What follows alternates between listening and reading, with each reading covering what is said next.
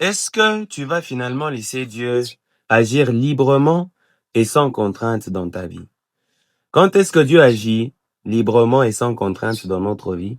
C'est lorsqu'on lui donne la première place, lorsqu'on demande sa volonté et non la nôtre.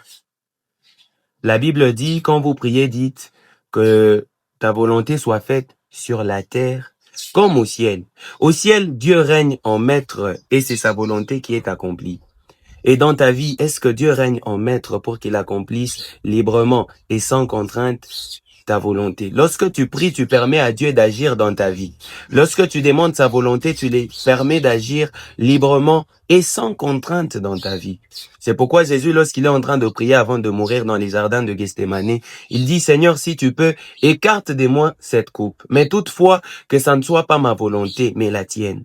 Aujourd'hui, dans notre vie, nous faisons passer notre propre volonté au devant de la volonté de Dieu. Dieu a besoin des gens qui savent le mettre en avant, qui savent demander sa volonté en premier lieu avant la leur.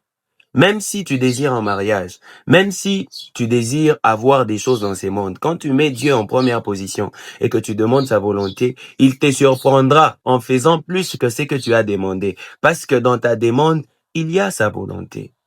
Aujourd'hui, j'ai besoin de quelqu'un qui dira, Seigneur, que ta volonté soit faite dans ma vie. Prends le contrôle de ma vie and let your will be done. Et Dieu fera sa volonté et agira sans contrainte dans votre vie et dans tout ce que vous ferez, puisque c'est la volonté de Dieu qui s'accomplit, tout ira pour le mieux. Que le Seigneur vous bénisse de partout où vous allez regarder cette vidéo.